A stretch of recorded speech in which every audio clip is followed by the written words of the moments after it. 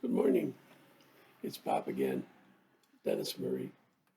Um, I'm going to have an interesting day today because I'm going to ask for responses.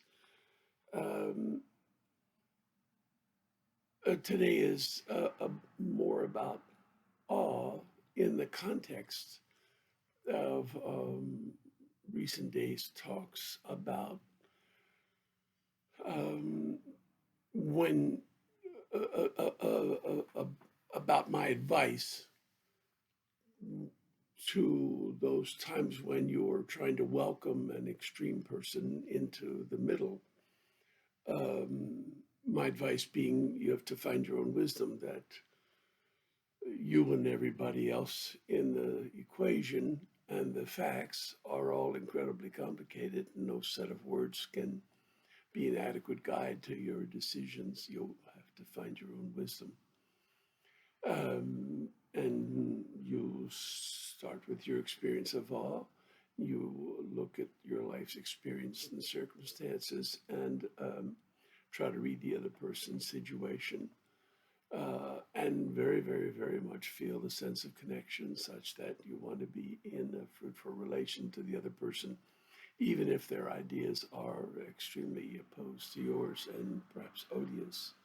Um, to you. So you want the relation with the person while indicating in all integrity that you very much don't want their values and beliefs. That you don't um, agree with them, but you do respect that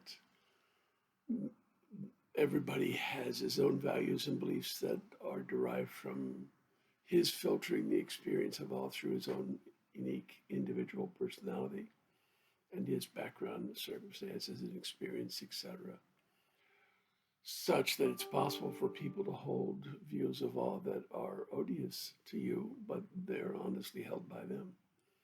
And of course, it's also possible that a person who has turned against all has decided he doesn't want to be in uh, living a sense of feeling in common with others, and that person is then not trying to be uh, to come into the middle, and you can offer him welcome, but he can't enter the middle unless he chooses to do so by accepting the call towards each other that his all gives him. But I wanted today to look at this experience of all as it relates to this conversation I've just recited again for a number of times. Pardon me for repeating it, but sometimes it helps to set the table again. My notion is that people experience all quite differently, and that's part of why it is wise advice to say you have to find your own wisdom. Um, and so I went looking for books that would support that idea, and I bought this book that's only in hardback. Uh, this book by Pierce Hall called Awe: The Delights and Dangers of Our 11th Emotion. It will be in today's notes, the link to it. And I've read it, and it's pretty good, and it has you know, a lot to commend it, but and it's a survey of over 500 people who he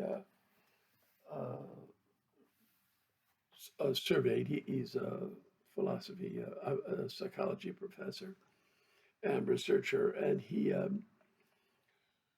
surveyed over 500 people about their experience of awe. So there's a lot of reports, but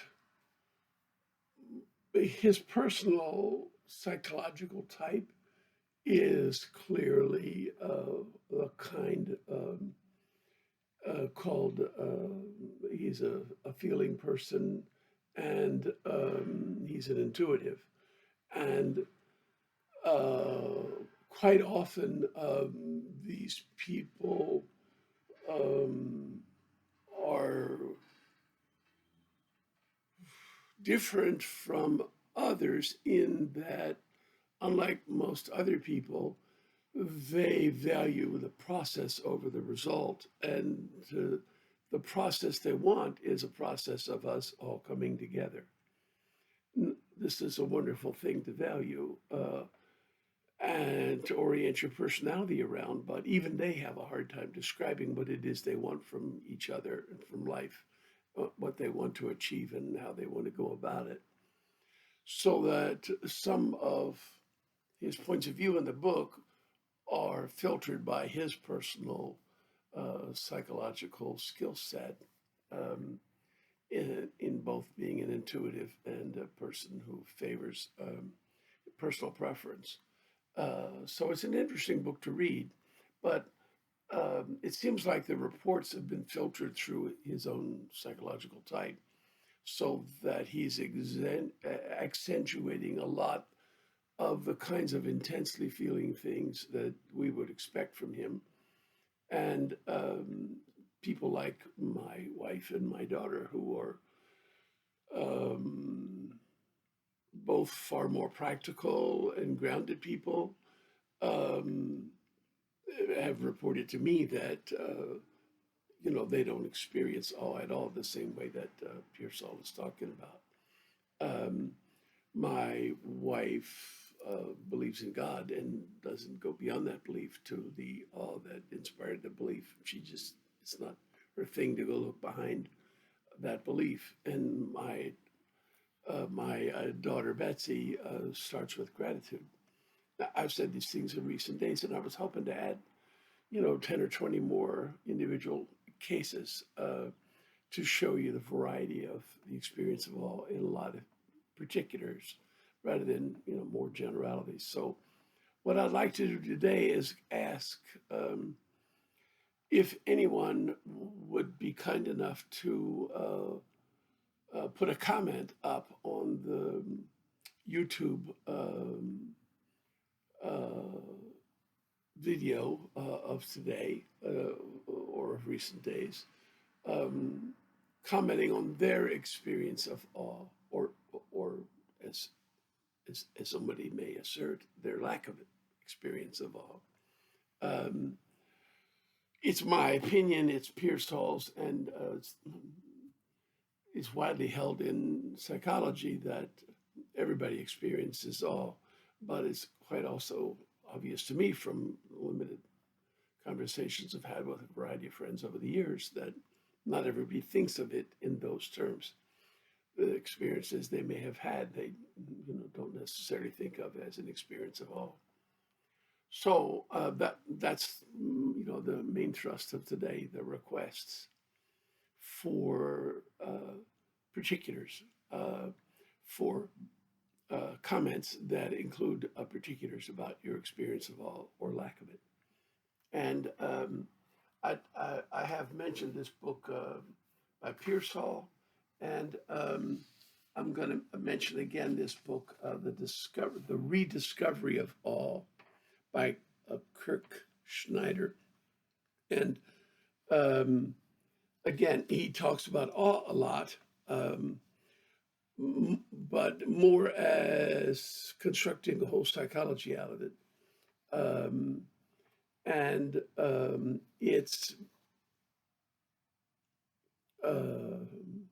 capacity to enlarge and enrich our life and to give us a much fuller use of our gifts, um, rather than the particular ways that different people experience awe somewhat differently. Um, and I think I'm going to quit there for today because I don't want to open a whole new subject here at the last minute. Okay, thank you. I would love to have your comments. I was kind enough to get a comment the other day, yesterday, from somebody as a pretty good question. And I got right back to him publicly, asking for more clarity. I really value your comments. Thanks. Bye bye. See you tomorrow.